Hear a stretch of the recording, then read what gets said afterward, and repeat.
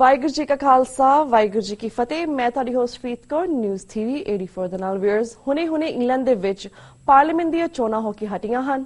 ਇਹਨਾਂ ਚੋਣਾਂ ਦੇ ਵਿੱਚ ਭਾਵੇਂ ਕੰਜ਼ਰਵੇਟਿਵ ਪਾਰਟੀ ਦੀ ਜਿੱਤ ਹੋਈ ਹੈ, ਪਰ ਸਿੱਖ ਮੈਨੀਫੈਸਟੋ ਨੂੰ ਆਧਾਰ ਬਣਾ ਕੇ ਸਿੱਖ ਜਥੇਬੰਦੀਆਂ ਨੇ ਆਪਣੀ ਹੋਂਦ ਵੀ ਦਰਸਾਈ ਹੈ।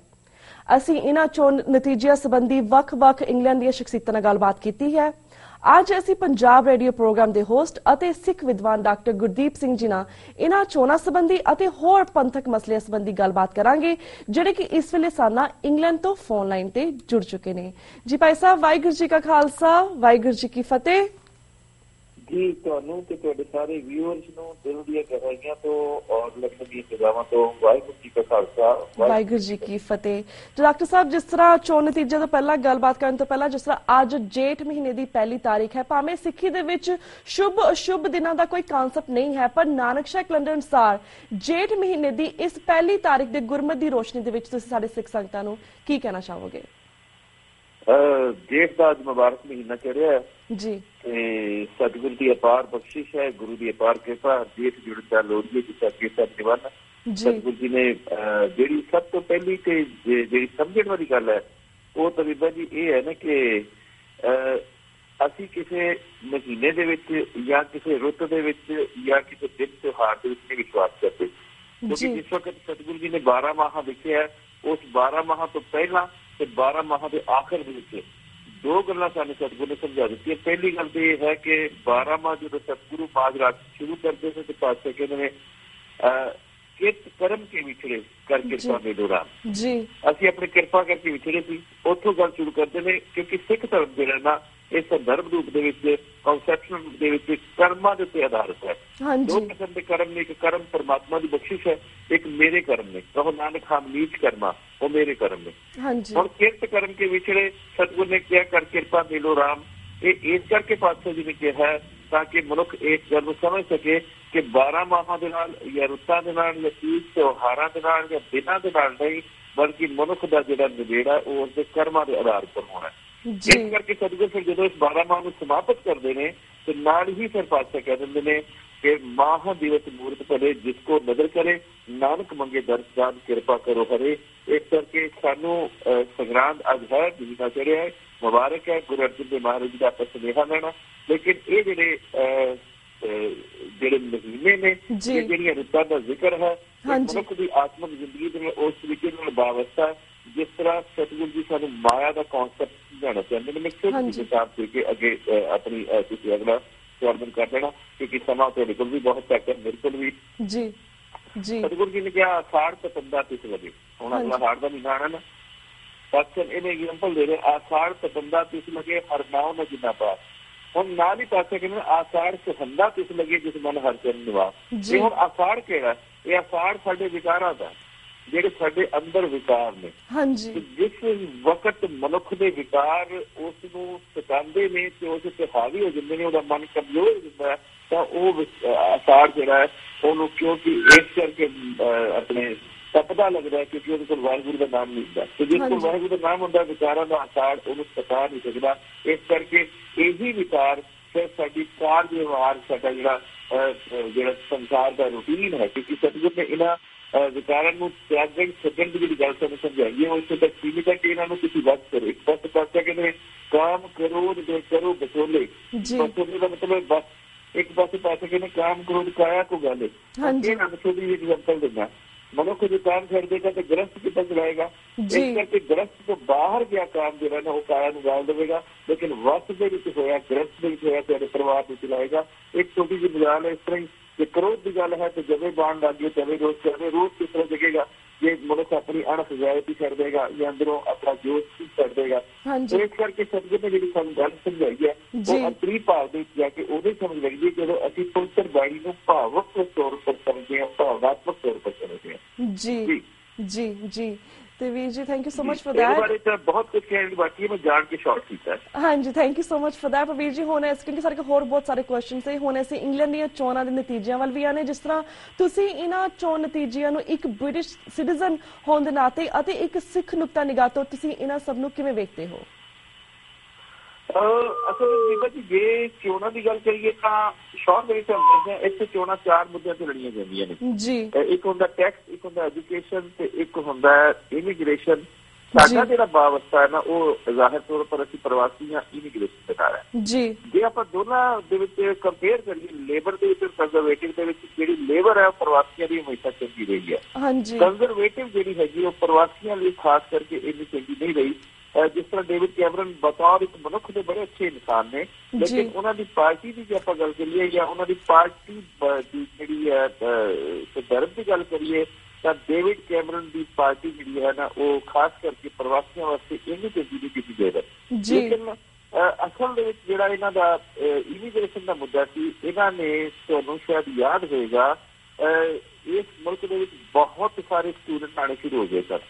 ਸਟੂਡੈਂਟ ਆ ਕੇ ਸਟੂਡੈਂਟ ਬੇਸ ਉੱਪਰ ਰਹੇ ਸਨ, ਲੇਕਿਨ ਅਸਲ ਬੇਸ ਉਹਨਾਂ ਦਾ ਸਟੂਡੈਂਟ ਬੇਸ ਨਹੀਂ ਸੀ। ਅਸਲ ਮਕਸਦ ਉਹਨਾਂ ਦਾ ਕੁਝ ਹੋਰ ਸੀ। ਅਸਲ ਮਕਸਦ ਪੈਸੇ ਕਮਾਉਣਾ ਜਾਂ ਅਸਲ ਮਕਸਦ ਸੀ ਇਸ ਮੁਲਕ ਦੇ ਵਿੱਚ ਸੈਟਲ ਹੋਣਾ। ਇਸ ਕਰਕੇ ਜਿੰਨੇ ਵੀ ਹੁਣ ਇਹਨਾਂ ਨੇ ਸਟੂਡੈਂਟ ਦੀ ਠੱਲ ਪਾਈ, ਜਿੰਨੇ ਪ੍ਰਵਾਸੀ ਗੈਰ ਕਾਨੂੰਨੀ ਆਉਂਦੇ ਸਨ ਉਹਨਾਂ ਨੂੰ ਠੱਲ ਪਾਈ। ਇਸ ਦੇ ਨਾਲ ਕੀ ਹੋਇਆ ਕਿ ਜਿਹੜੇ ਗੋਰੇ ਸਨ ਉਹ ਕਾਫੀ ਖੁਸ਼ ਹੋਏ। ਜਿਹੜਾ ਕੈਮਰਨ ਦਾ ਜਿੱਤਣ ਦਾ ਸਭ ਤੋਂ ਵੱਡਾ ਇਹ ਕਾਰਨ ਹੈ।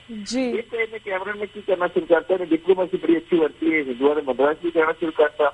ਇਹਨੇ ਗੁਰਦੁਆਰੇ ਵਿੱਚ ਵੀ ਗਿਆ। ਇੱਕ ਵਾਰ ਜਿਹੜਾ ਵਿਸਾਖੀ ਦਾ ਨਗਰ ਕੀਰਤਨ ਹੋਇਆ ਇਹ ਆਪਣੀ ਪਤਨੀ ਦੇ ਨਾਲ ਨਗਰ ਕੀਰਤਨ ਵਿੱਚ ਸ਼ਾਮਲ ਹੋਇਆ। ਚਲੋ ਹੋਰ ਕੁਛ ਨਾ ਹੋਵੇ, ਚਲੋ ਸਾਡੀ ਕੌਮ ਦੇ ਵਿੱਚ ਇਹ ਤਾਂ ਹੈ ਹੀ ਨਾ ਕਿ ਸਾਡੇ ਨਾਲ ਜਿਹੜਾ ਆ ਕੇ ਇੱਕ ਵਾਰੀ ਬਹਿ ਜਾਂਦਾ, ਹਾਂ ਜੋ ਵੀ ਪਿਆਰ ਸੇ ਜਿਹੜਾ ਖਾਮੋਸ਼ੀ ਕੇ ਹੋਣੀ ਹੈ, ਸਾਡੀ ਕੌਮ ਦਾ ਤੇ ਉਹ ਹਿਸਾਬ ਹੈ। ਤੇ ਉਹਨੇ ਆਪਣੇ ਇਸ ਪੱਖੋਂ ਵੀ ਸਾਡਾ ਦਿਲ ਜਿੱਤਿਆ, ਜਿਹੜਾ ਹਰ ਪੱਖੋਂ। ਫਿਰ ਉਹਨੇ ਕੰਮ ਜ਼ਰੂਰ ਕੀਤੇ ਨੇ ਕੈਮਰਨ ਨੇ, ਉਹਦੇ ਕੰਮਾਂ ਦੀ ਜਿੱਤ ਹੋਈ ਹੈ। ਕੰਮ ਦੇ ਵਿੱਚ ਮਤਲਬ ਛੋਟੀ ਜਿਹੀ ਮਿਸਾਲ ਦੇ ਦਿਆਂ, ਜਿਹੜਾ ਇੰਗਲੈਂਡ ਦੇ ਵਿੱਚ ਮੰਦਵਾੜਾ ਸੀ ਨਾ ਜਿਹਨੂੰ ਆਪਾਂ ਰਿਸੈਸ਼ਨ ਕਹਿੰਦੇ ਹਾਂ, ਇਹ ਰਿਸੈਸ਼ਨ ਭਾਵੇਂ ਆਇਆ ਟੋਰੀ ਪਾਰਟੀ ਵੱਲੋਂ ਵੀ, ਕੰਜ਼ਰਵੇਟਿਵ ਪਾਰਟੀ ਵੱਲੋਂ ਵੀ, ਜਿਹੜੀ ਮਾਰਗਰੇਟ ਥੈਚਰ ਸੀ ਨਾ ਉਸ ਵੇਲੇ ਰਿਸੈਸ਼ਨ ਆਇਆ। ਇਹਦਾ ਕਾਰਨ ਜੇ ਮੈਂ ਦੱਸਣ ਲੱਗਾ ਤੇ ਬਹੁਤ ਲੰਬਾ ਵਿਸ਼ਾ ਹੋ ਜਾਏਗਾ। ਰਿਸੈਸ਼ਨ ਉਹਦੇ ਵੇਲੇ ਆਇਆ ਇਸ ਕਰਕੇ ਰਿਸੈਸ਼ਨ ਕਿਉਂਕਿ ਉਹਦੇ ਵੇਲੇ ਆਇਆ ਕਿਉਂਕਿ ਲੋਕਾਂ ਨੇ ਫਿਰ ਲੇਬਰ ਨੂੰ ਵੋਟ ਦਿੱਤੀ। ਲੇਬਰ ਫਿਰ ਪਾਰਟੀ ਆਈ, ਲੇਕਿਨ ਲੇਬਰ ਨੇ ਚਲੋ ਸਾਡੇ ਨਾਲ ਏਸ਼ੀਅਨ ਸਮਾਜ ਦੀਆਂ ਪ੍ਰਵਾਸੀਆਂ ਨਾਲ ਅੱਛਾ ਕੀਤਾ, ਲੇਕਿਨ ਉਹ ਗੋਰਿਆਂ ਵਾਸਤੇ ਇਸ ਕਰਕੇ ਠੀਕ ਸਾਬਤ ਨਹੀਂ ਹੋਈ ਕਿਉਂਕਿ ਉਹ ਇੰਗਲੈਂਡ ਦੇ ਵਿੱਚ 2 ਦਹਾਕੇ ਦੇ ਵਿੱਚ ਰਿਸੈਸ਼ਨ ਵੀ ਦੂਰ ਕਰ ਦਿੱਤੀ। ਇਹ ਸਭ ਤੋਂ ਵੱਡੀ ਗੱਲ ਹੋਈ। ਭਾਵੇਂ ਲਿਆਂਦੀ ਟੋਰੀਆਂ ਨੇ ਸੀ ਰਿਸੈਸ਼ਨ, ਪਰ ਦੂਰ ਕਰਨਾ ਇਹਨਾਂ ਦਾ ਕੰਮ ਸੀ, ਇਹ ਦੂਰ ਨਹੀਂ ਕਰ ਸਕੇ।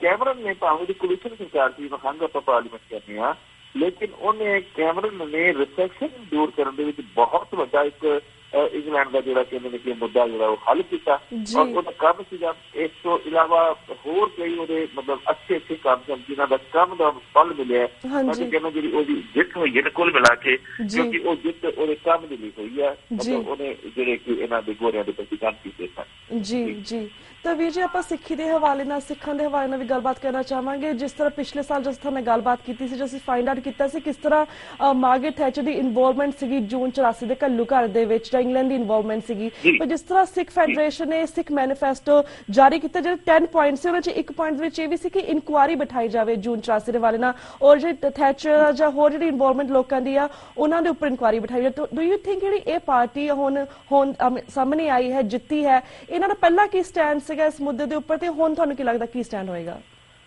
ਇਹਨਾਂ ਦਾ ਸਟੈਂਡ ਜਿਹੜਾ ਨਾ ਇਸ ਮੁੱਦੇ ਉੱਪਰ ਬਿਲਕੁਲ ਹੀ ਗੋਲਮੋਲ ਹੈ। ਇਹ ਭਾਵੇਂ ਜੋ ਮਰਜ਼ੀ ਪ੍ਰੋਮਿਸ ਕਰਨ, ਕੋਈ ਕਿਸੇ ਵੀ ਕਿਸਮ ਦੀ ਇਨਕੁਆਇਰੀ ਨਹੀਂ ਬੈਠੇਗੀ।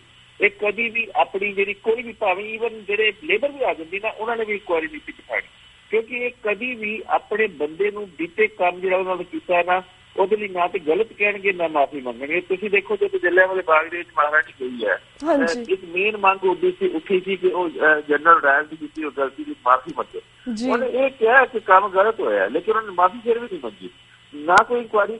ਇਸ ਕਰਕੇ ਜਿਹੜੀ ਫੈਡਰੇਸ਼ਨ ਦੀ ਮੰਗ ਹੈ ਉਹ ਮੰਗ ਉਹਨਾਂ ਦੀ ਜਾਇਜ਼ ਹੈ, ਮੁਬਾਰਕ ਹੈ ਉਹਨਾਂ ਦੀ ਮੰਗ, ਉਹ ਜੋ ਵੀ ਜਿੰਨਾ ਮਰਜ਼ੀ ਲਾ ਲੈਣ, ਪਰ ਕੋਈ ਕਿਸੇ ਕਿਸਮ ਦੀ ਇਨਕੁਆਇਰੀ ਨਹੀਂ ਬੈਠੇਗੀ। ਜੇ ਮੂੰਹ ਬੰਦ ਕਰਨ ਦੇ ਲਈ ਕੋਈ ਇਨਕੁਆਇਰੀ ਬਿਠਾ ਵੀ ਦਿੱਤੀ ਗਈ, ਹੱਲ ਇਹਦਾ ਕੋਈ ਨਹੀਂ ਨਿਕਲੇਗਾ, ਕਿਉਂਕਿ ਥੈਚਰ ਨੇ ਸਾਥ ਦਿੱਤਾ, ਇਹਦੇ ਵਿੱਚ ਕੋਈ ਸ਼ੱਕ ਨਹੀਂ ਹੈ। ਔਰ ਜਿਹੜੀ ਇਹ ਗੱਲ ਹੈ 30 ਸਾਲ ਦੇ ਬਾਅਦ ਹੁਣ ਬਾਹਰ ਆਈ ਹੈ, ਇਸ ਕਰਕੇ ਸਿੱਖਾਂ ਦੇ ਮਨਾਂ ਦੇ ਵਿੱਚ ਥੋੜਾ ਜਿਹਾ ਰੋਸ ਵੀ ਜ਼ਰੂਰ ਸੀ, ਲੇਕਿਨ ਕੋਈ ਕਿਸੇ ਕਿਸਮ ਦੀ ਇਨਕੁਆਇਰੀ ਮੇਰੇ ਖਿਆਲ ਦੇ ਵਿੱਚ ਨਹੀਂ ਬੈਠੇਗੀ।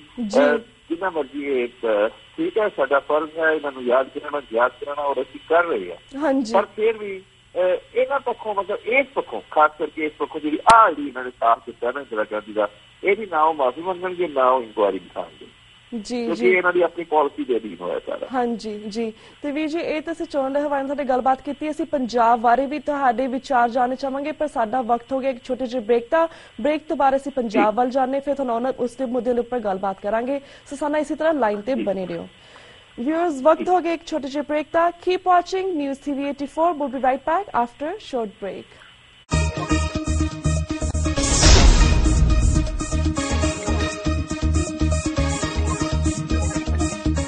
फरवरी 1984 ਵਿੱਚ ਮੈਂ ਸੰਤਾਂ ਦੀ ਇੱਕ ਲੰਬੀ ਇੰਟਰਵਿਊ ਕੀਤੀ ਸੀ। ਇਸ ਇੰਟਰਵਿਊ ਸਮੇਂ ਅਸੀਂ ਬਹੁਤ ਸਾਰੇ ਸਿੰਘ, ਕੁਝ ਜਥੇ ਤੇ ਹੋਰ ਲੋਕਾਂ ਦੀ ਵੀ ਸ਼ੂਟਿੰਗ ਕੀਤੀ। ਜੇਕਰ ਇਹਨਾਂ ਵਿੱਚੋਂ ਕੋਈ ਵੀ ਸੱਜਣ ਇਹ ਵੀਡੀਓ ਦੇਖ ਕੇ ਆਪਣੇ ਆਪ ਨੂੰ ਪਛਾਣ ਰਿਹਾ ਹੋਵੇ ਤਾਂ ਕਿਰਪਾ ਕਰਕੇ ਉਹ ਸਾਨੂੰ ਇਸ ਪਤੇ ਤੇ ਕੰਟੈਕਟ ਕਰੇ।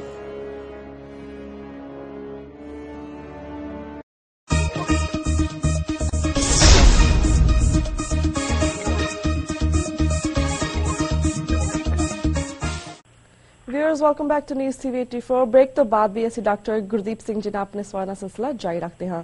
ਜੀ ਵੀਰ ਜੀ, ਬ੍ਰੇਕ ਤੋਂ ਪਹਿਲਾਂ ਅਸੀਂ ਗੱਲਬਾਤ ਕੀਤੀ ਸੀਗੀ ਇੰਗਲੈਂਡ ਦੀਆਂ ਚੋਣਾਂ ਦੇ ਹਵਾਲੇ ਦੇ ਨਾਲ, ਪਰ ਹੁਣ ਅਸੀਂ ਥੋੜਾ ਮੈਂ ਇੱਕ ਛੋਟੀ ਜਿਹੀ ਗੱਲ ਹੋਰ ਕਰਦੇ ਹਾਂ, ਜੇ ਤੁਸੀਂ ਤੁਹਾਡੇ ਵਿਊਅਰਸ ਨਾਲ ਉਹ ਗੱਲ ਮੇਰੇ ਲਈ ਇਸ ਕਰਕੇ ਕਰਨੀ ਜ਼ਰੂਰੀ ਹੈ ਕਿਉਂਕਿ ਸਾਡਾ ਚੈਨਲ ਇੱਕ ਸਿੱਖ ਚੈਨਲ ਹੈ ਔਰ ਡਾਕਟਰ ਅਮਰਜੀਤ ਸਿੰਘ ਸਾਹਿਬ ਦਾ ਮੈਂ ਹਰ ਪੱਖੋਂ ਇਸ ਕਰਕੇ ਸਤਿਕਾਰ ਕਰਦਾ ਕਿਉਂਕਿ ਸਿੱਖ ਮਸਲਿਆਂ ਮੁੱਦਿਆਂ ਲਈ ਜਿੰਨੀ ਸ਼ਿੱਦਤ ਦੇ ਨਾਲ ਉਹਨਾਂ ਨੇ ਸਮਝਿਆ ਔਰ ਉਠਾਇਆ। ਮੈਂ ਇਹਦੇ ਵਿੱਚ ਇਹ ਮੁੱਦਾ ਨਹੀਂ ਹੈ, ਪਰ ਇੱਕ ਤਰਾਸਦੀ ਹੈ ਸਾਡੀ ਕਿ ਇਸ ਵਾਰ ਪਹਿਲੀ ਵਾਰੀ ਐਸਾ ਹੋਇਆ ਕਿ ਕੋਈ ਇੱਕ ਵੀ ਸਿੱਖ ਜਿਹੜਾ ਨਾ ਸਾਬਤ ਸੂਰਤ ਦੀ ਗੱਲ ਛੱਡੋ, ਕੋਈ ਕਲੀਨ ਸ਼ੇਵਰ ਸਿੱਖ ਵੀ ਪਾਰਲੀਮੈਂਟ ਦੇ ਵਿੱਚ ਨਹੀਂ ਗਿਆ। 10 ਹਿੰਦੂ ਗਏ ਨੇ ਇੰਡੀਅਨ ਮੂਲ ਦੇ, ਤਕਰੀਬਨ 15-16 ਦੇ ਕਰੀਬ ਮੁਸਲਮਾਨ ਗਏ ਨੇ, ਪਰ ਸਿੱਖ ਇੱਕ ਵੀ ਨਹੀਂ ਗਿਆ। ਇਸ ਵਾਰੀ ਦੀ ਜਿਹੜੀ ਪਾਰਲੀਮੈਂਟ ਹੈ ਨਾ ਇੱਥੋਂ ਦੀ ਬਰਤਾਨਵੀ ਪਾਰਲੀਮੈਂਟ, ਇਹ ਸਿੱਖਾਂ ਤੋਂ ਵਾਂਝੀ ਰਹਿ ਗਈ ਹੈ। ਇਸ ਗੱਲ ਦੀ ਮੈਂ ਇਹਨੂੰ ਤਰਾਸਦੀ ਮੰਨਦਾ ਔਰ ਮੈਂ ਤੁਹਾਡੇ ਇਹ ਵਿਊਅਰਸ ਨਾਲ ਸਾਂਝੀ ਕਰਨਾ ਚਾਹੁੰਦਾ ਸੀ ਜ਼ਰੂਰ। Thank you so much for that information ਵੀਰ ਜੀ। ਤੇ ਵੀਰ ਜੀ ਹੁਣ ਅਸੀਂ ਪੰਜਾਬ ਵੱਲ ਵੀ ਆਨੇ, ਜਿਸ ਤਰ੍ਹਾਂ ਜਥੇਦਾਰ ਅਕਾਲ ਤਖਤ ਸਾਹਿਬ ਨੇ ਪਿਛਲੇ ਦਿਨੀ ਇਹ ਬਿਆਨ ਕੀਤਾ ਕਿ ਹਰ ਸਿੱਖ ਪਰਿਵਾਰ ਨੂੰ 4-4 ਬੱਚੇ ਪੈਦਾ ਕਰਨੇ ਚਾਹੀਦੇ ਹੁੰਦੇ ਆ, ਤੇ ਇਸ ਬਿਆਨ ਬਾਰੇ ਤੁਸੀਂ ਸਾਡੇ ਦਰਸ਼ਕਾਂ ਨੂੰ ਕੀ ਕਹਿਣਾ ਚਾਹੋਗੇ? ਜੀ ਬੀਬਾ, ਦੇਖੋ ਪਹਿਲੀ ਗੱਲ ਤੇ ਇਹ ਹੈ ਕਿ ਇੱਕ ਜਥੇਦਾਰ ਜਿਸ ਸੀਟ ਦੇ ਉੱਤੇ ਹੁੰਦਾ ਨਾ, ਜਥੇਦਾਰੀ ਦੀ ਜਿਹੜੀ ਇੱਕ ਸਰਬਰਾਹ ਦੀ ਜਿਹੜੀ ਬਹੁਤ ਇੱਕ ਮਹੱਤਵਪੂਰਨ ਉਹ ਇੱਕ ਸੀਟ ਹੁੰਦੀ ਹੈ, ਉਸ ਸੀਟ ਦੇ ਉੱਤੇ ਬੈਠ ਕੇ ਜਥੇਦਾਰ ਨੂੰ ਬਿਆਨਬਾਜ਼ੀ ਕਰਨ ਦਾ ਹੱਕ ਨਹੀਂ ਹੈ। ਹਾਂ, ਉਹ ਕੌਮ ਨੂੰ ਨਸੀਹਤ ਦੇ ਸਕਦਾ ਹੈ ਔਰ ਕੌਮ ਦੇ ਨਾਮ ਦੇ ਉੱਤੇ ਜਿਹੜੇ 5 ਸਿੰਘ ਸਾਹਿਬਾਨਾਂ ਵੱਲੋਂ ਜਾਂ ਸਰਬਤ ਸਿੱਖ ਵੱਲੋਂ ਮਨਜ਼ੂਰ ਸ਼ੁਦਾ ਕਿਸੇ ਵੀ ਕਿਸਮ ਦੇ ਕੋਈ ਹੁਕਮਨਾਮੇ ਹੁੰਦੇ ਨੇ ਉਹਨਾਂ ਉੱਤੇ ਦਸਤਖਤ ਕਰ ਸਕਦਾ ਹੈ। ਇੰਨੀ ਕੁ ਦੀ ਪਾਵਰ ਹੈ। ਈਵਨ ਉਹ ਆਪਣੇ ਬਿਹਾਫ ਉੱਪਰ ਕੋਈ ਹੁਕਮਨਾਮਾ ਵੀ ਜਾਰੀ ਨਹੀਂ ਕਰ ਸਕਦਾ, ਜਿਹੜਾ ਕਿ ਪਹਿਲਾਂ ਸਮਿਆਂ ਦੇ ਵਿੱਚ ਕੁਝ ਸਾਡੇ ਜਥੇਦਾਰਾਂ ਨੇ ਅਜੋਕੇ ਸਮੇਂ 'ਚ ਵੀ ਲੈ ਲਓ, ਪਹਿਲੇ ਸਮੇਂ 'ਚ ਵੀ ਜਾਰੀ ਕੀਤੇ ਨੇ। ਹੁਣ ਤੁਸੀਂ ਇਹ ਪ੍ਰਸ਼ਨ ਕੀਤਾ ਹੈ ਕਿ ਇਹ ਜਿਹੜਾ ਉਹਨੇ ਬਿਆਨ ਦਿੱਤਾ ਹੈ, ਮੇਰੇ ਖਿਆਲ ਦੇ ਵਿੱਚ ਬਿਆਨ ਦੇਣ ਦਾ ਕੋਈ ਹੱਕ ਨਹੀਂ ਜਥੇਦਾਰ ਨੂੰ। ਦੂਸਰੀ ਗੱਲ ਜਿਹੜੀ ਸਲਾਹ ਦੀ ਲਈਏ ਤਾਂ ਜਥੇਦਾਰ ਸਲਾਹ ਵੀ ਇੱਕ ਜਥੇਦਾਰ ਹੈ, ਉਹਦਾ ਸਲਾਹ ਦੇਣ ਦਾ ਹਾਂ ਨਸੀਹਤ ਉਹ ਦੇ ਸਕਦਾ। ਅੱਛਾ, ਹੁਣ ਦੂਸਰੀ ਗੱਲ ਉਹਨੇ ਸਿੱਖ ਸਿਧਾਂਤ ਦੇ ਵਿੱਚ ਗਿਣਤੀ ਦੀ ਗੱਲ ਕੀਤੀ ਹੈ। ਪਹਿਲੀ ਗੱਲ ਤਾਂ ਬੀਬਾ ਜੀ ਇਹ ਹੈ ਕਿ ਸਾਨੂੰ ਸ਼ੁਰੂ ਤੋਂ ਹੀ ਨਾ ਗਿਣਤੀਆਂ ਮਿਣਤੀਆਂ ਵਿੱਚ ਪਾਇਆ ਜਾਂਦਾ ਰਿਹਾ। ਸਾਡੀ ਜਾਨੀ ਬਾਣੀਆਂ ਦੇ ਵਿੱਚ ਕਿੰਨੀਆਂ ਗਿਣਤੀਆਂ ਹੋਣੀਆਂ ਚਾਹੀਦੀਆਂ ਨੇ ਜੀ, ਆਹ ਕਿੰਨੀਆਂ ਗਿਣਤੀਆਂ ਜੀ, ਚਲੀਏ ਕੱਟੋ ਜੀ, ਮਾਲਾਵਾਂ ਦੇ ਵਿੱਚ ਗਿਣਤੀਆਂ 108, 1008।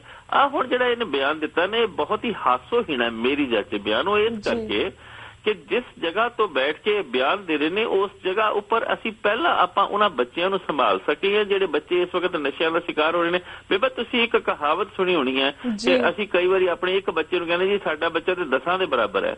ਕੀ ਅਸੀਂ ਐਸਾ ਨਹੀਂ ਕਰ ਸਕਦੇ ਕਿ ਉਸ ਇੱਕ ਬੱਚੇ ਨੂੰ ਜਿਹਨੂੰ 10 ਦੇ ਬਰਾਬਰ ਕਰ ਦਈਏ, ਉਹਨੂੰ ਐਸਾ ਐਡੂਕੇਟ ਕਰ ਦਈਏ, ਗੁਰਸਿੱਖ ਬਣਾ ਦਈਏ, ਸਿੱਖੀ ਦੇ ਉਹਨੂੰ ਟਰੈਕ ਦੇ ਉੱਤੇ ਲੈ ਆਈਏ, ਸਿੱਖੀ ਦੀ ਜਿਹੜੀ ਇੱਕ ਭਾਵਨਾ ਉਸ ਦੇ ਨਾਲ ਜੋੜ ਦਈਏ। ਪਰ ਇਹਨਾਂ ਨੇ ਇਹ ਇਸ ਕਿਸਮ ਦਾ ਬਿਆਨ ਦੇ ਕੇ ਪਹਿਲੀ ਗੱਲ ਤੇ ਇਹ ਹੈ ਕਿ ਵਿਧਾਨ ਦੇ ਮੁਤਾਬਕ ਮਤਲਬ ਜਿਹੜੀ ਸਿੱਖ ਸਿਧਾਂਤ ਹੈ ਗੁਰਮਤ ਦੇ ਮੁਤਾਬਕ ਇਹ ਕਿਤੇ ਵੀ ਗੁਰੂ ਸਾਹਿਬਾਨਾਂ ਵੱਲੋਂ ਨਿਸ਼ਚਿਤ ਨਹੀਂ ਹੈ ਕਿ ਸਿੱਖ ਕਿੰਨੇ ਕੁ ਬੱਚੇ, ਈਵਨ ਸਿੱਖ ਦੀ ਏਜ ਵੀ ਨਿਸ਼ਚਿਤ ਨਹੀਂ ਹੈ ਜਿਹੜੀ ਮੈਰਿਜ ਦੀ ਹੈ ਨਾ। ਜੇ ਤੁਸੀਂ ਸਾਡਾ ਰਹਿਤਨਾਮਾ ਪੜ੍ਹੋ ਤਾਂ ਉਸ ਰਹਿਤਨਾਮੇ ਦੇ ਵਿੱਚ ਇੰਨਾ ਲਿਖਿਆ ਕਿ ਜਦੋਂ ਸਿੱਖ ਬੱਚੀ ਔਰ ਸਿੱਖ ਬੱਚਾ ਵਿਆਹ ਦੇ ਕਾਬਲ ਹੋ ਜਾਣ, ਏਜ ਉੱਥੇ ਵੀ ਕੋਈ ਨਹੀਂ ਲਿਖੀ ਹੋਈ। ਜਿਸ ਵਕਤ ਮਾਂ ਬਾਪ ਸਮਝਣ ਕਿ ਬੱਚੀ ਇਸ ਵਕਤ ਵਿਆਹ ਦੇ ਯੋਗ ਹੋ ਚੁੱਕੀ ਹੈ ਉਸ ਵਕਤ ਉਹਦਾ ਆਨੰਦ ਕਾਰਜ ਕਰ ਦੇਣਾ। ਲੇਕਿਨ ਜਿੱਥੋਂ ਤੱਕ ਬੱਚਿਆਂ ਦੀ ਜੰਮਣ ਦੀ ਗੱਲ ਹੈ, ਇਹ ਕਿਤੇ ਵੀ ਕੋਈ ਸੰਵਿਧਾਨਕ ਤੌਰ ਉੱਪਰ ਜਿਹੜੀ ਸਿੱਖ ਸਿਧਾਂਤਕ ਸੰਵਿਧਾਨਕ ਤੌਰ ਉੱਪਰ ਜਿਹੜੀ ਰਿਲੀਜੀਅਸ ਤੌਰ ਉੱਪਰ ਕਿਤੇ ਕੋਈ ਗੱਲ ਨਹੀਂ ਹੈ। ਹਾਂ, ਇਹ ਇਸ ਕਿਸਮ ਦੀ ਜ਼ਰੂਰ ਨਸੀਹਤ ਦੇਵੇ ਕਿ ਜਿਹੜੇ ਸਿੱਖ ਆਲਰੇਡੀ ਹੈ ਨੇ ਬੱਚੇ, ਉਹ ਆਪਣੇ ਰਸਤੇ ਦੇ ਧਿਆਨ, ਮਾਂ-ਬਾਪ ਉਹਨਾਂ ਦਾ ਸੰਭਾਲ ਕਰਨ। ਇਹ ਕਿਸ ਅਧੀਨ ਉਹਨਾਂ ਨੇ ਕੀਤਾ, ਕਿਉਂਕਿ ਜਿਹੜੀ ਸਿੱਖ ਕੌਮ ਹੈ ਉਹ ਕਦੀ ਵੀ ਕੁਆਲਿਟੀ ਦੇ ਵਿੱਚ ਹਮੇਸ਼ਾ ਵਿਸ਼ਵਾਸ ਕਰਦੀ ਹੈ, ਕੁਆਂਟਿਟੀ ਦੇ ਵਿੱਚ ਨਹੀਂ। ਜਿੱਥੋਂ ਤੱਕ ਸਿਧਾਂਤਕ ਗਿਣਤੀ ਦੀ ਗੱਲ ਹੈ ਜਾਂ ਗਿਣਤੀ ਤੰਤਰ ਦੀ ਗੱਲ ਹੈ, ਗਿਣਤੀ ਤੰਤਰ ਦਾ ਸਿਧਾਂਤ ਤਾਂ ਸਿੱਖ ਕੌਮ ਦੇ ਵਿੱਚ, ਸਾਡੀ ਕੌਮ ਦੇ ਵਿੱਚ ਕਿਤੇ ਵੀ ਨਹੀਂ ਹੈ, ਕਿਉਂਕਿ ਗੁਣ ਤੰਤਰ ਦਾ ਜਿਹੜਾ ਹੈ ਨਾ, ਉਹ ਆਪਣੇ ਗੁਰੂ ਦੇ ਉੱਤੇ ਭਰੋਸਾ ਕਰਕੇ ਅਸੀਂ ਉਹ ਗੱਲ ਜ਼ਰੂਰ ਨਿਸ਼ਚਿਤ ਕਰਨੀ ਹੈ ਕਿ ਹਰ ਸਿੱਖ ਦੇ ਵਿੱਚ ਸਿੱਖੀ ਦਾ ਗੁਣ ਹੋਵੇ।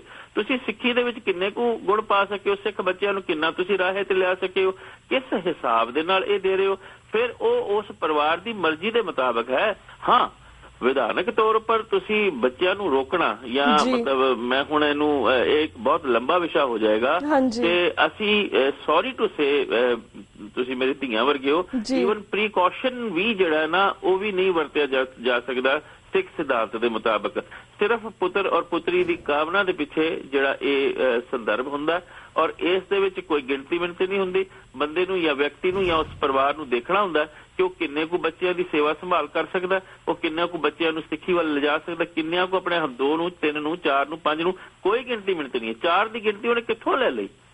ਹਾਂ, ਜਿਹੜਾ ਹਿੰਦੁਸਤਾਨ ਦੇ ਵਿੱਚ ਕਿਸੇ ਵਕਤ ਨਾਅਰਾ ਲਾਇਆ ਜਾਂਦਾ ਸੀ 2 ਜਾਂ 3 ਬੱਚੇ, ਫਿਰ ਨਾਅਰਾ ਸ਼ੁਰੂ ਹੋ ਗਿਆ ਹਮ 2 ਹਮਾਰੇ 2, ਉਹਦਾ ਸਿੱਖਾਂ ਨਾਲ ਕੋਈ ਵਾਬਸਤਾ ਨਹੀਂ ਹੈ ਧਾਰਮਿਕ ਤੌਰ ਉੱਪਰ। ਹਾਂ, ਇੱਕ ਲਾਅ ਦੇ ਤੌਰ ਉੱਪਰ ਜਾਂ ਕਾਨੂੰਨ ਜਦੋਂ ਬਣਾਤਾ ਜਾਂਦਾ, ਜ਼ਾਹਿਰ ਤੌਰ ਉੱਪਰ ਅਸੀਂ ਉਸ ਦੇਸ਼ ਦੇ ਵਿੱਚ ਗੁਲਾਮ ਆ, ਔਰ ਗੁਲਾਮ ਵਿਅਕਤੀ ਨੂੰ ਬਾਜ਼ਿਦ ਉਹਨਾਂ ਦੇ ਜਿਹੜੇ ਕਾਨੂੰਨ ਹੁੰਦੇ ਨੇ ਉਹ ਮੰਨਣੇ ਹੀ ਪੈਂਦੇ ਨੇ, ਜੋ ਮਰਜ਼ੀ ਹੋ ਜਾਏ। ਲੇਕਿਨ ਇਹ ਕਿਤੇ ਵੀ ਸਤਿਗੁਰਾਂ ਵੱਲੋਂ ਨਹੀਂ ਕਿਹਾ ਗਿਆ ਕਿ ਸਿੱਖ ਇੱਕ ਬੱਚਾ ਜੰਮੇਗਾ, 2 ਜੰਮੇਗਾ, 3 4। ਇਹ ਉਹਦੀ ਆਪਣੀ ਰਜ਼ਾ, ਉਹਦੀ ਆਪਣੀ ਰਜ਼ਾਮੰਦੀ, ਉਹਦੀ ਆਪਣੀ ਮਰਜ਼ੀ, ਉਹਦਾ ਆਪਣਾ ਆਰਥਿਕ ਪੱਖੋਂ ਉਹਦਾ ਆਪਣਾ ਦੇਖਿਆ ਜਾਣਾ, ਹਰ ਪੱਖੋਂ ਦੇਖਣ ਤੋਂ ਬਾਅਦ ਇਹ ਉਹਨਾਂ ਨੇ ਇਹ ਪਤਾ ਨਹੀਂ ਮੈਨੂੰ ਹੁਣ ਕਿੱਥੋਂ ਲਿਆਏ ਨੇ, ਜਾਂ ਇਹਨਾਂ ਦਾ ਅਗਲਾ ਇਸ ਕਿਸਮ ਦਾ ਹਾਸੋਹੀਣਾ ਬਿਆਨ ਦੇਣ ਤੋਂ ਬਾਅਦ ਅਗਲਾ ਇਹਨਾਂ ਦਾ ਕੀ ਸਟੈਪ ਹੈ, ਕੀ ਕਦਮ ਹੈ, ਕਿਸ ਤਰੀਕੇ ਦੇ ਨਾਲ ਇਹ ਆਰਐਸਐਸ ਨੂੰ ਖੁਸ਼ ਕਰਨਾ ਚਾਹੁੰਦੇ ਨੇ, ਇਹ ਤਾਂ ਹੁਣ ਉਹੀ ਜਾਣਨ। ਪਰ ਇਹ ਮੇਰੀ ਜਾਚੇ ਇਹ ਬਿਆਨ ਉਹਨਾਂ ਨੂੰ ਦੇਣਾ ਨਹੀਂ ਸੀ ਚਾਹੀਦਾ, ਕਿਉਂਕਿ ਪਹਿਲੀ ਗੱਲ ਤੇ ਜਥੇਦਾਰ ਸਾਹਿਬ ਨੂੰ ਬਿਆਨ ਦੇਣ ਦਾ ਹੱਕ ਹੀ ਨਹੀਂ ਹੋਣਾ ਚਾਹੀਦਾ। ਜਥੇਦਾਰ ਇੱਕ ਨਿਊਟਰਲ ਬੰਦਾ, ਉਹ 2 ਹੀ ਕੰਮ ਕਰ ਸਕਦਾ, ਇੱਕ ਕੌਮ ਨੂੰ ਨਸੀਹਤ ਦੇ ਸਕਦਾ ਵੀ ਇਸ ਵਕਤ ਵਿਖੜਾ ਪੈਂਦਾ, ਸਰਬਤ ਖਾਲਸਾ ਕੀਤਾ ਜਾਵੇ, ਫਿਰ ਸਰਬਤ ਖਾਲਸੇ ਉੱਤੇ ਜਿਹੜਾ ਫੈਸਲਾ ਹੁੰਦਾ ਉੱਤੇ ਸਿਰਫ ਦਸਤਖਤ ਕਰਨ ਦਾ ਉਹਨੂੰ ਹੱਕ ਹੈ, ਹੋਰ ਕੋਈ ਉਹਨੂੰ ਹੱਕ ਹੈ ਨਹੀਂ। ਔਰ ਆਪਣੇ ਸਾਰੇ ਹੱਕ ਹਕੂਕ ਦਾ ਗਲਤ ਇਸਤੇਮਾਲ ਕਰ ਰਹੇ ਨੇ, ਇੱਕ ਪਰਿਵਾਰ ਦੇ ਪਿੱਛੇ ਲੱਗ ਕੇ ਕਰ ਰਹੇ ਨੇ, ਔਰ ਉਸ ਪਰਿਵਾਰ ਦੇ ਪਿੱਛੇ ਲੱਗ ਕੇ ਕਰ ਰਹੇ ਨੇ ਜਿਹੜਾ ਪ੍ਰਵਾਸ ਖੁਰ ਆਰਐਸਐਸ ਦੇ ਪਿੱਛੇ ਲੱਗਿਆ ਹੋਇਆ। ਆਰਐਸ ਜਿਹੜੀ ਇੱਕ ਸਿੱਖ ਵਿਰੋਧੀ ਪਾਰਟੀ ਹੈ, ਇਹ ਸਾਰਾ ਆਵਾ ਹੀ ਉੱਤੇ ਆ ਵੀ ਬਸ ਮੈਨੂੰ ਨਹੀਂ ਸਮਝ ਲੱਗਦੀ ਕਿ ਅਸੀਂ ਕਿਸ ਤਰ੍ਹਾਂ ਟਰੈਕ ਦੇ ਉੱਤੇ ਆਵਾਂਗੇ। ਸਤਿਗੁਰੂ ਕਿਰਪਾ ਕਰੇ, ਪਰ ਮੇਰੀ ਜਾਚੇ ਉਹਨਾਂ ਨੂੰ ਇਸ ਤਰ੍ਹਾਂ ਦਾ ਬਿਆਨ ਜਿਹੜਾ ਹਾਸੋਹੀਣਾ ਹੈ। ਜੀ ਮੈਂ ਵੀਰ ਜੀ ਬਹੁਤ ਸਾਰੀ ਗੱਲ ਕੀਤੀ ਕਿ ਕੁਆਂਟਿਟੀ ਦੀ ਮਤਲਬ ਨਹੀਂ ਹੈ, ਕੁਆਲਿਟੀ ਦਾ ਮਤਲਬ ਹੈ। ਜਿਸ ਤਰ੍ਹਾਂ ਇਸ ਵੇਲੇ ਪੰਜਾਬ ਦੇ ਬੱਚਿਆਂ ਦਾ ਇੰਨਾ ਬੁਰਾ ਹਾਲ ਹੈ, ਜਿਸ ਤੁਸੀਂ ਜਾਣਦੇ ਕਿ ਐਸਜੀਪੀਸੀ ਨੇ ਸਿੱਖੀ ਪ੍ਰਚਾਰ ਦੇ ਵਿੱਚ ਪੂਰੀ ਤਰ੍ਹਾਂ ਫੇਲ ਹੋਈ ਹੈ, ਬੱਚੇ ਸਿੱਖੀ ਤੋਂ ਦੂਰ ਨੇ, ਬੱਚੇ ਡਰੱਗਸ ਵਿੱਚ ਨੇ, ਪੜ੍ਹੇ ਲਿਖੇ ਬੱਚਿਆਂ ਕੋਲੋਂ ਜੌਬਸ ਨਹੀਂ ਹਨ, ਆਪਣੇ ਬੱਚੇ ਕਿਸ ਤਰ੍ਹਾਂ ਵਿਚਾਰੇ ਇੰਨੇ ਪੈਦਾ ਕਰਨਗੇ, ਕਿਸਾਨ ਸੁਸਾਈਡ ਕਰ ਰਹੇ ਨੇ, ਆਪਣਾ ਪਰਿਵਾਰ ਨਹੀਂ ਪਾਲ ਸਕਦੇ, ਛੋਟੀ ਛੋਟੀ ਬੱਚੀਆਂ ਬਾਦਲ ਪਰਿਵਾਰ ਦੀਆਂ ਬੱਸਾਂ ਦੇ ਵਿੱਚ ਸੇਫ ਨਹੀਂ, ਉਹਨਾਂ ਨਾਲ ਰੇਪ ਕੀਤਾ ਜਾਂਦਾ, ਉਹਨਾਂ ਨੂੰ ਬੱਸਾਂ 'ਚ ਬਾਹਰ ਸੁੱਟਿਆ ਜਾਂਦਾ। ਪਹਿਲੇ ਤਾਂ ਬੱਚੇ ਸੰਭਾਲ ਨਹੀਂ ਹੁੰਦੇ ਪੰਜਾਬ ਦੇ ਵਿੱਚ, ਫਿਰ ਇੰਨੇ ਬੱਚੇ। ਸੌਰੀ ਬੀਬਾ, ਤੁਹਾਡੀ ਗੱਲ ਟੋਕ ਰਿਹਾ। ਤੁਸੀਂ ਦੇਖੋ ਜਥੇਦਾਰ ਸਾਹਿਬ ਨੇ ਜਦੋਂ ਬਾਦਲ ਦੀ ਬੱਸ ਦੇ ਵਿੱਚੋਂ ਡਰਾਈਵਰ ਜਾਂ ਕੰਡਕਟਰ ਨੂੰ ਬੱਚੀ ਨੂੰ ਬਾਹਰ ਸੁੱਟਿਆ, ਜਥੇਦਾਰ ਸਾਹਿਬ ਨੇ ਇਹਦੇ ਬਾਦਲ ਦੇ ਹੱਕ ਦੇ ਵਿੱਚ ਬਿਆਨ ਦਿੱਤਾ। ਆ ਕੀ ਹੋ ਕੀ ਰਿਹਾ ਹੈ? ਇਹ ਜਥੇਦਾਰ ਦਾ ਕੰਮ ਹੈ ਹੱਕ ਦੇ ਵਿੱਚ ਬਿਆਨ ਦੇਣਾ? ਤੂੰ ਘੱਟੋ ਘੱਟ ਚੁੱਪ ਕਰਕੇ ਤੇ ਬੈਠ ਜਾ। ਫਿਰ ਜਿਹੜੀ ਉਹ ਨੰਨੀ ਛਾਂ ਦੀ ਗੱਲ ਕਰ ਰਹੀ ਹੈ, ਉਹ ਨੰਨੀ ਛਾਂ ਦਾ ਕਨਸੈਪਟ ਕਿੱਥੇ ਗਿਆ ਵੀ ਪੰਜਾਬ ਦੇ ਵਿੱਚ ਬੱਚੀਆਂ ਦੇ ਨਾਲ, ਸਕੂਲ ਦੀਆਂ ਬੱਚੀਆਂ ਦੇ ਨਾਲ ਰੇਪ ਹੋ ਰਹੇ ਨੇ, ਸਕੂਲ ਦੀ ਬੱਚੀਆਂ ਦੇ ਨਾਲ ਬਲਾਤਕਾਰ ਹੋ ਰਹੇ ਨੇ। ਪੰਜਾਬ ਦੇ ਵਿੱਚ ਵੀ ਅੱਜ ਕਿਸੇ ਵਕਤ ਬੀਬਾ ਜੀ ਮੈਨੂੰ ਮਾਫ ਕਰਿਓ, ਇੱਕ ਕਹਾਵਤ ਹੋਇਆ ਕਰਦੀ ਸੀ ਸਾਡੇ ਕਿ ਜਦੋਂ ਪੰਜਾਬ ਦੇ ਵਿੱਚ ਕੋਈ ਬੱਚੀ 10 ਵਜੇ 11 ਵਜੇ ਬਾਹਰ ਜਾਂਦੀ ਸੀ ਤੇ ਕਹਿੰਦੇ ਬੇਟਾ ਧਿਆਨ ਨਾਲ ਜਾਈ, ਤੇ ਬੱਚੀ ਕਹਿੰਦੀ ਸੀ ਇਹ ਕਿਹੜਾ ਕੋਈ ਦਿੱਲੀ ਹੈ। ਭਾਵ ਜਿੱਥੇ ਖਤਰਾ ਸੀ ਦਿੱਲੀ ਵਾਲੀ ਜਗ੍ਹਾ ਦੇ ਉੱਤੇ ਵੀ ਪੰਜਾਬ 'ਚ ਕਿਸੇ ਵਕਤ ਕੋਈ ਖਤਰਾ ਨਹੀਂ ਸੀ ਤੇ ਬੱਚੀ ਜਿੰਨੇ ਵਜੇ ਮਰਜ਼ੀ ਬਾਹਰ ਜਾਏ। ਅੱਜ ਤੇ ਪੂਰੀ ਤਰ੍ਹਾਂ ਨਾਲ ਉੱਥੇ ਵੀ ਖਤਰਾ ਉਸ ਤਰ੍ਹਾਂ ਹੀ ਕਾਇਮ ਹੈ। ਔਰ ਫਿਰ ਜਿਹੜੇ ਬੱਚੇ ਤੁਹਾਡੇ ਕੋਲ ਆਲਰੇਡੀ ਹੈ ਨੇ ਉਹਨਾਂ ਨੂੰ ਤੁਸੀਂ ਸੰਭਾਲ ਨਹੀਂ ਰਹੇ, ਉਹਨਾਂ ਨੂੰ ਤੁਸੀਂ ਜੰਮਣ ਦੀ ਗੱਲ ਕਰੀ ਜਾ ਰਹੇ ਹੋ। ਪੰਜਾਬ ਦੇ ਵਿੱਚ ਬੁਰਾ ਹਾਲ ਹੋਈ ਜਾ ਰਿਹਾ। ਤੁਸੀਂ ਸਿਰਫ ਕਿਸਾਨਾਂ ਦੀ ਗੱਲ ਕੀਤੀ, ਤੁਸੀਂ ਟੀਚਰਾਂ ਨੂੰ ਲੈ ਲਓ, ਜਗ੍ਹਾ ਜਗ੍ਹਾ ਤੇ ਟੀਚਰਾਂ ਨੂੰ ਆਪਣੇ ਡਾਂਗਾਂ ਪੈਂਦੀਆਂ ਨੇ। ਔਰ ਇਸ ਤੋਂ ਇਲਾਵਾ ਜੇ ਤੁਸੀਂ ਮੇਰੇ ਕੋਲ ਆંકੜੇ ਦੇਖੋ ਤਾਂ ਸਿਰਫ ਕਿਸਾਨਾਂ ਵੱਲੋਂ ਹੀ ਖੁਦਕਸ਼ੀ ਨਹੀਂ ਕੀਤੀ ਗਈ, ਹੋਰ ਵੀ ਜਿਹੜੇ ਤਬਕੇ ਦੇ ਲੋਕ ਨੇ ਉਹਨਾਂ ਵੱਲੋਂ ਖੁਦਕਸ਼ੀਆਂ ਕੀਤੀਆਂ ਜਾ ਰਹੀਆਂ ਨੇ। ਸੰਭਾਲ ਦੀ ਗੱਲ, ਸਿਧਾਂਤ ਦੀ ਗੱਲ, ਸਿਸਟਮ ਦੀ ਗੱਲ, ਇਹ ਸਾਰੀਆਂ ਦੀ ਸਾਰੀਆਂ ਗੱਲਾਂ ਬਿਲਕੁਲ पूर्ण तौर पर फेल हो चुकी ने। आपो तापी का माहौल है और हर कोई मतलब आपो अपने पासे लगा हुआ है। ये परिवार चाहता कि बस साडा जिहड़ी सत्ता आई हुई है, बस इस सत्ता नूं असीं कायम रखीए, भावें जिन्ने मर्जी सानूं जिस भी शख्सियत अगे गोडे टेकने पैण। ना कोई आनंदपुर साहिब दी मते दी गल हो रही है, ना कोई खालसा राज दी गल हो रही है, ना बच्चों नूं संभालण दी गल हो रही है, ना अमृत छकाण दी गल हो रही है, ना कोई इंस्टीट्यूशनस होर खोले जाण दी गल हो रही है, ना कोई एजुकेशन के तौर पर आपां बच्चों नूं किस किस्म दा सिलेबस लागू करना, ये गल हो रही है। ये हो की रहा? कुछ भी नहीं हो रहा और सारे का सारा आवा उतया जा रहा है और पता नहीं अगले आने वाले दिनों के की होएगा। जी बिल्कुल बिल्कुल वीर जी, thank you so much for the information, क्योंकि साडे बहुत सारे फेसबुक व्यूअर्स ने जिहड़े साडे दर्शक ने काफी सारे सपोर्ट करदे सी इस बयानबाजी नूं, पर असीं बहुत क्लीयर करना चाहते कि ये बयानबाजी बहुत सोच समझ के देनियां चाहिए। पहला अपना पंजाब नूं सुधार करना चाहिए। जिस तरह तुसीं जानदे कि इस वेले किस तरह बंदी सिंघां दी रिहाई लई बापू सूरत सिंह पिछले आलमोस्ट 3-4 महीने तो भुख हड़ताल ते बैठे हुए ने, उन्हां दी भी कोई पुछ गिछ नहीं हो रही, सारा संघर्ष उत्थे दा उत्थे लटकिया होया है। देखो बीबा जी, तुसीं देखो 16 जनवरी तो उन्होंने भुख हड़ताल शुरू की बापू सूरत सिंह जी ने। जी एक RSS बंदा सोनी ओनू गोली लगती है, मैं इत्थे ये नहीं कहता कि ठीक लगती है गलत लगती है, पर ओनू देखण दे वास्ते प्रकाश सिंह बादल भी जा रहे ने, ओनू देखण दे लई सुखबीर सिंह बादल भी जा रहे ने, पर बापू सूरत सिंह जी नूं देखण दे लई ना प्रकाश सिंह बादल जी गए ने, ना कोई होर सुखबीर बादल गए ने, ना कोई होर उन्हां नूं कोई मोतबर बंदा सिखां दे विच देखण गया। वे तुसीं हाल चाल ही पुछण चले जाओ, चलो कोई गल नहीं, एक सिख वैसे ही सिੱਖੀ सिद्धांत के मुताबिक। मैं तो हैरान हो गया जी, मैं भाई चोपा सिंह जी का रहता मैं पढ़ रहा सी, भाई चोपा सिंह जी कहते ने अगर कोई विदेश दे विच सिख आके बस जावे ना, दूसरा सिख अगर कोई उत्थे पहुंचे और किसी मुसीबत विच होवे ते एक गुरु साहबां दा हुक्म है कि वो सिख दूसरे सिख की मदद करे हर पक्षों उत्थे लिखिया होया। मतलब चलो इन्होंने मदद तां किसी सिख की की करनी, उहदा हाल चाल ही पुछण चले जांदे भी तुसीं बापू जी चलो। लेकिन हुण जित्थों तक गल हैगी है जिहड़ियां साडीਆਂ जुझारू सिंघां दियां रिहाइयां या परोल दियां चिट्ठियां दियां, तुसीं सारा देख लो, उन्होंने चिट्ठियां जारी तक नहीं कीतियां, इशू तक नहीं कीतियां, गल की करनी है। सारियां दी सारियां जिहड़ियां गल्लां ने ना अक्सर सामने आउणगियां और आ भी रहीआं ने, पर फिर भी जिहड़ी कौम है वो किस पासे वल जा रही है, क्यों इस परिवार दा जिहड़ी अजे भी चढ़ वग रही है, अजे भी लोग जिहड़े ने इन्हां नूं चोणां जितवा रहे ने। हुणे बाई इलैक्शन होई है, इहदे विच फिर ये अकाली दल जित गया।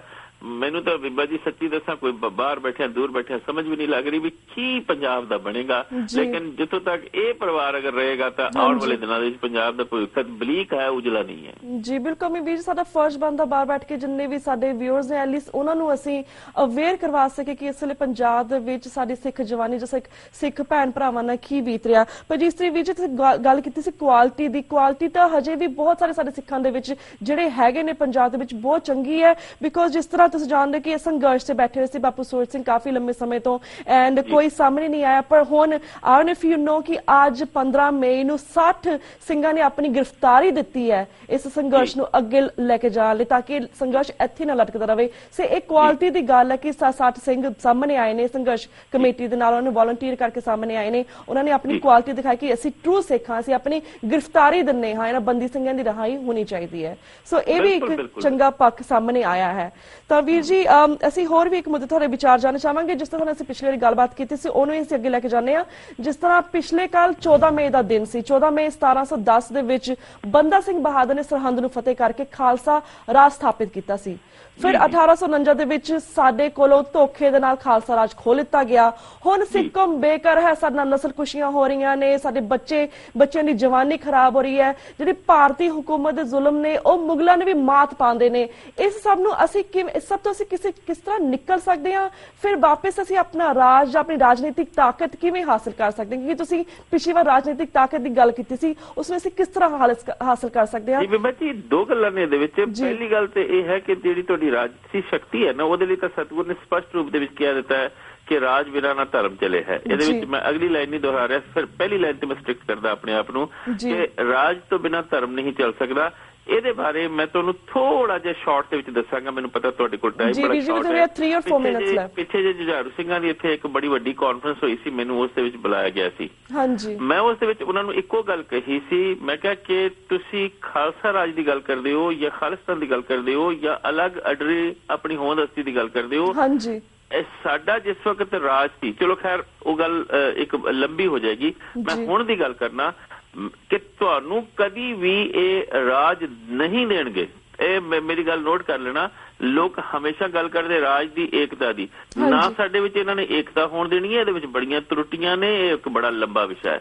ਨਾ ਇਹਨਾਂ ਨੇ ਸਾਨੂੰ ਰਾਜ ਦੇਣਾ। ਹੁਣ ਤੁਸੀਂ ਦੇਖੋ ਕਿ ਰਾਜ ਸਾਨੂੰ ਕਿਉਂ ਨਹੀਂ ਦੇਣਾ, ਉਹਦੇ ਪਿੱਛੇ ਕਾਰਨ ਹੈ। ਸੰਵਿਧਾਨ ਦੇ ਵਿੱਚ ਕਿਉਂ ਉਹਨਾਂ ਨੇ ਸਾਨੂੰ ਆਪਣਾ ਹਿੱਸਾ ਲਿਖਿਆ ਕਿ ਸਿੱਖ ਸੰਵਿਧਾਨ ਦੀ 25-20 ਜਿਹੜੀ ਹੈ ਇਹਦੇ ਵਿੱਚ ਕਿਉਂ ਉਹਨਾਂ ਨੇ ਲਿਖਿਆ ਕਿ ਹਿੰਦੂਆਂ ਦਾ ਹੀ ਇਹ ਹਿੱਸਾ ਨੇ, ਉਹਦਾ ਇੱਕ ਬਹੁਤ ਵੱਡਾ ਕਾਰਨ ਹੈ। ਤੁਸੀਂ ਗੌਰ ਕਰਨਾ, ਸਤਿਗੁਰੂ ਗੁਰੂ ਨਾਨਕ ਦੇਵ ਮਹਾਰਾਜ ਜੀ ਨੇ ਸਰੇਆਮ ਚੈਲੰਜ ਕੀਤਾ ਤਿਲਕ ਔਰ ਜਨੇਊ ਨੂੰ। ਇਹ ਇੱਕ ਬੜੀ ਸੋਚਣ ਵਾਲੀ ਗੱਲ ਹੈ। ਹੁਣ ਤਿਲਕ ਔਰ ਜਨੇਊ ਨੂੰ ਜਿਸ ਵਕਤ ਸਤਿਗੁਰੂ ਨੇ ਚੈਲੰਜ ਕੀਤਾ, ਉਸ ਤੋਂ ਬਾਅਦ ਵਿਪਰ ਜਿਹੜਾ ਪੂਰੀ ਤਰ੍ਹਾਂ ਨਾਲ ਸੁਚੇਤ ਹੋ ਗਿਆ। ਉਸ ਸੁਚੇਤ ਅਵਸਥਾ ਦੇ ਵਿੱਚ ਉਸਨੇ ਕੀ ਦੇਖਿਆ ਕਿ ਜਿਹੜਾ ਸਾਡਾ ਗੁਰੂ ਗ੍ਰੰਥ ਸਾਹਿਬ ਹੈ ਉਹ ਬਿਲਕੁਲ ਆਧਾਰਿਤ ਹੈ ਸਤਿਗੁਰੂ ਗੁਰੂ ਨਾਨਕ ਦੇਵ ਮਹਾਰਾਜ ਜੀ ਦੀ ਉਸ ਕਨਸੈਪਚੁਅਲ ਬਾਣੀ ਦੇ ਉੱਤੇ, ਜਿਸ ਬਾਣੀ ਦੇ ਵਿੱਚ ਕਰਮ ਕਾਂਡਾਂ ਦਾ ਪੂਰੀ ਤਰ੍ਹਾਂ ਨਾਲ ਵਿਰੋਧ ਹੈ, ਔਰ ਜਿਹੜਾ ਵਿਪਰ ਧਰਮ ਹੈ ਉਹ ਹੈ ਹੀ ਕਰਮ ਕਾਂਡਾਂ ਉੱਪਰ ਆਧਾਰਿਤ। ਹੁਣ ਉਹਨਾਂ ਨੇ ਤੁਹਾਡੇ ਗੁਰੂ ਗ੍ਰੰਥ ਸਾਹਿਬ ਜੀ ਦੇ ਜਿਹੜੇ ਸਿਧਾਂਤ ਨੇ ਨਾ, ਉਹਨਾਂ ਨੂੰ ਢਾਹ ਲਾਣੀ ਹੈ। ਹੁਣ ਮੇਰੀ ਗੱਲ ਨੂੰ ਗੌਰ ਨਾਲ ਸੁਣਨਾ, ਅਗਰ ਉਹ ਸਾਨੂੰ ਅਲੱਗ ਕਰ ਦਿੰਦੇ ਨੇ, ਸਾਡਾ ਰਾਜ ਆ ਜਾਂਦਾ, ਤੇ ਗੁਰੂ ਗ੍ਰੰਥ ਸਾਹਿਬ ਜੀ ਦਾ ਸਿਧਾਂਤ ਅਸੀਂ ਦੁਨੀਆ ਤੱਕ ਫੈਲਾ ਸਕਦੇ ਹਾਂ। ਗੁਰੂ ਗ੍ਰੰਥ ਸਾਹਿਬ ਦਾ ਸਿਧਾਂਤ ਦੁਨੀਆ ਤੱਕ ਨਾ ਫੈਲੇ, ਗੁਰੂ ਗ੍ਰੰਥ ਸਾਹਿਬ ਦਾ ਸਿਧਾਂਤ ਨੂੰ ਅਸੀਂ ਢਾਹ ਕਿਵੇਂ ਲਾ ਸਕਦੇ ਹਾਂ ਜੇ ਸਿੱਖ ਸਾਡੇ ਵਿੱਚ ਰਹਿਣਗੇ ਔਰ ਵਿੱਚ ਇਹਨਾਂ ਨੂੰ ਰੱਖਿਆ ਹੋਇਆ। ਅੱਜ ਤੁਸੀਂ ਦੇਖੋ ਸਾਡੀਆਂ, ਮੈਨੂੰ ਮਾਫੀ ਦਿਓ ਜੇ, ਸਾਡੀਆਂ ਸਿੱਖ ਬੀਬੀਆਂ ਨੂੰ ਉਹਨਾਂ ਨੇ ਮਾਂਗ ਦੇ ਵਿੱਚ ਸਿੰਦੂਰ ਭਰਨ ਨੂੰ ਲਾ ਦਿੱਤਾ।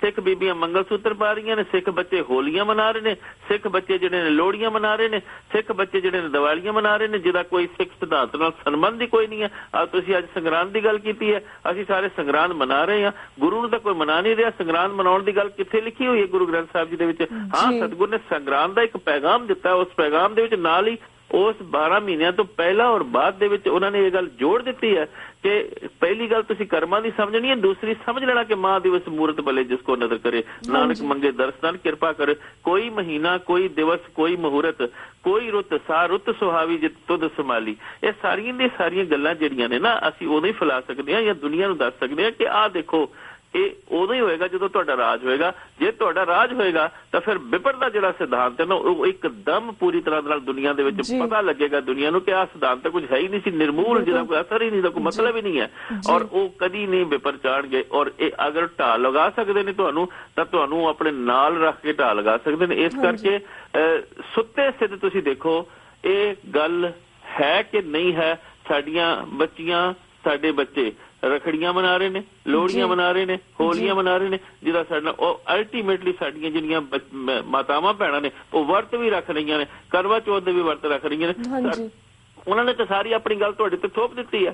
ਫਿਰ ਸਾਡੇ ਬੱਚੇ ਨਸ਼ੇ ਤੇ ਲਾ ਦਿੱਤੇ ਨੇ। ਫਿਰ ਜਿਹੜੇ ਬੱਚੇ ਤੁਸੀਂ ਕੱਲ ਤੱਕ ਉਹਨਾਂ ਨੂੰ 2 ਦਹਾਕੇ ਤੱਕ ਨਹੀਂ ਮਾਰ ਸਕੇ, ਝੂਠੇ ਐਨਕਾਊਂਟਰ ਦੇ ਵਿੱਚ, ਝੂਠੇ ਪੁਲਿਸ ਮੁਕਾਬਲੇ ਤੇ, ਹੁਣ ਉਹ ਨਸ਼ਿਆਂ ਦੇ ਨਾਲ ਤੁਸੀਂ ਮਾਰ ਰਹੇ ਹੋ। ਇਸ ਕਰਕੇ ਉਹਨਾਂ ਦਾ ਮਕਸਦ ਜਿਹੜਾ ਨਾ ਮੇਨ, ਉਹ ਤੁਹਾਡੀ ਸਿੱਖੀ ਨੂੰ, ਤੁਹਾਡੇ ਸਿਧਾਂਤ ਨੂੰ ਖਤਮ ਕਰਨਾ। ਕਿਉਂਕਿ ਸਾਡਾ ਜਿਹੜਾ ਸਿਧਾਂਤ ਹੈ ਨਾ ਗੁਰੂ ਨਾਨਕ ਦੇਵ ਜੀ ਦਾ, ਉਹ ਵਿਪਰ ਦੇ ਸਿੱਧਾ ਹੀ ਸਿਧਾਂਤ ਨੂੰ ਚੈਲੰਜ ਹੈ, ਸਿੱਧਾ ਹੀ ਚੈਲੰਜ ਹੈ। ਤੇ ਵਿਪਰ ਕਿਹੜੀ ਇਸ ਤਰ੍ਹਾਂ ਵਿਪਰ ਕਦੀ ਬਰਦਾਸ਼ਤ ਹੀ ਨਹੀਂ ਕਰੇਗਾ ਕਿ ਉਹਦੇ ਸਿਧਾਂਤ ਨੂੰ ਕੋਈ ਵੀ ਚੈਲੰਜ ਕਰੇ। ਇਸ ਕਰਕੇ ਮੈਂ ਇੱਕ ਜਗ੍ਹਾ ਤੇ ਬੋਲ ਰਿਹਾ ਸੀ, ਮੈਨੂੰ ਤੁਸੀਂ 1 ਮਿੰਟ ਦੀ ਮੈਂ ਐਗਜ਼ਾਮਪਲ ਦੇਣਾ।